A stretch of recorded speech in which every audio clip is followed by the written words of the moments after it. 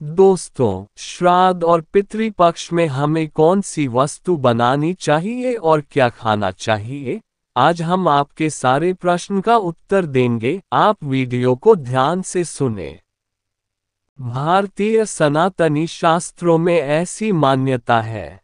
इन 16 दिनों में वर्षा ऋतु के बाद भगवान यमराज पितरों को कुछ समय का समय देते हैं और वो पितृलोक से चलकर आते हैं मृत्युलोक अपने वंश जो के पास में, मतलब हम सब के पास में हमारे पितर लोग आते हैं।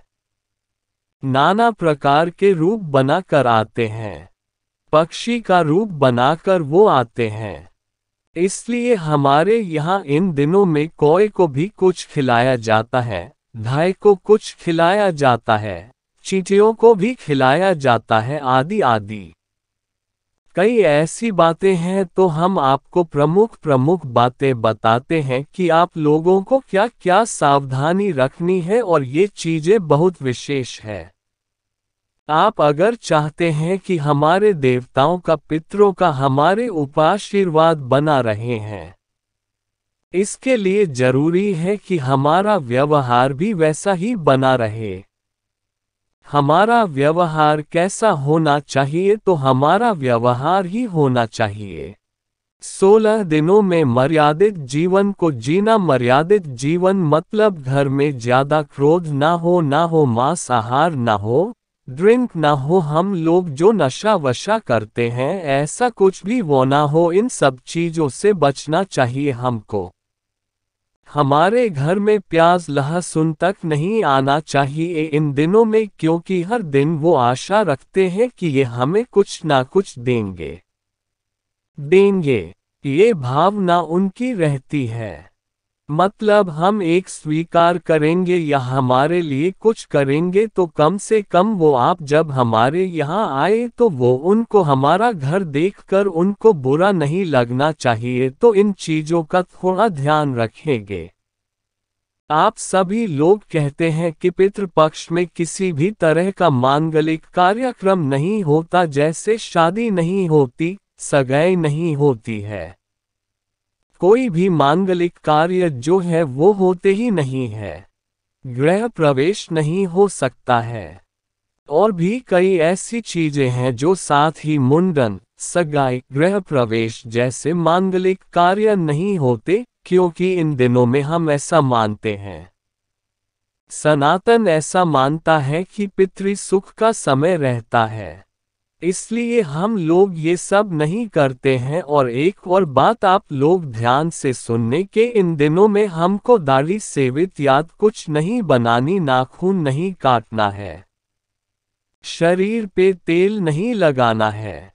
मान्यता तो ये है कि साबुन, शैम्पू इत्यादि का भी प्रयोग हमको इन दिनों में नहीं करना चाहिए।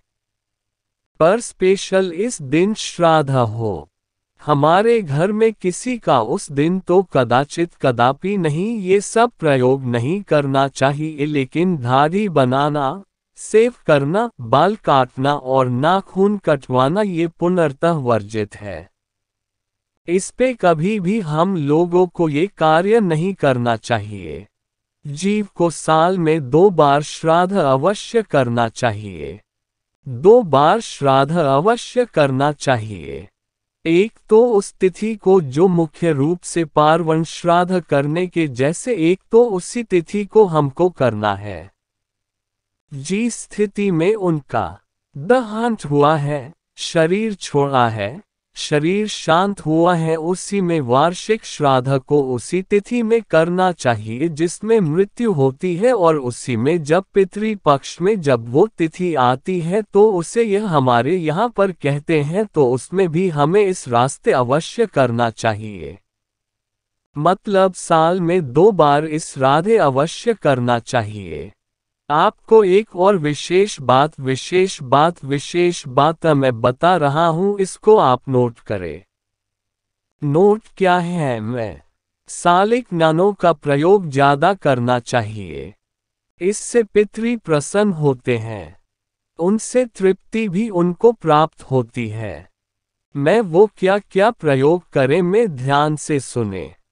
काला उड़द तिल जो सबा के चावल, गेहूं, दूध से बनी हुई तमाम चीजें पदार्थ जो हैं, मिठाई जो भी है, मधु, चीनी, कपूर, बेल, अमला, अंगूर, कटहल, अनार, अखरोट, कसेरू, नारियल, टेंथ, खजूर, नारंगी, बेर, सुपारी, अदरक, जामुन, परवल, गुड़, मखाना, नींबू आदि को अच्छा माना गया है।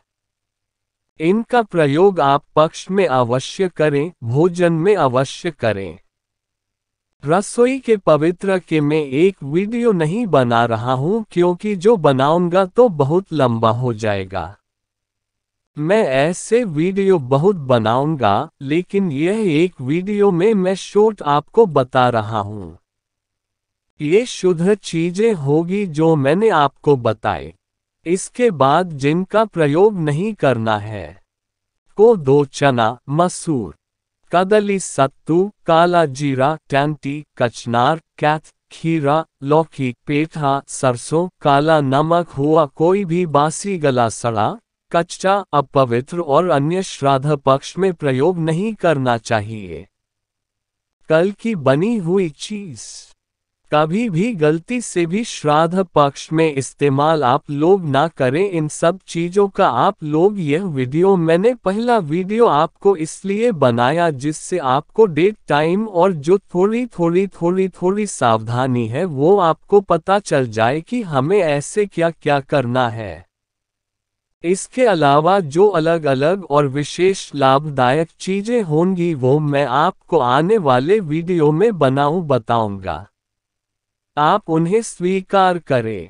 इस वीडियो को ज़्यादा से ज़्यादा लोगों तक पहुंचा दें और जिससे उन सबको पता चल सके कि पितरों का आशीर्वाद प्राप्त करने का सुंदर समय अब आ रहा है।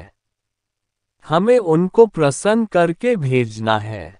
दोस्तों, आप इस वीडियो को अपने सभी रिश्तेदारों तक पहुंचाएं।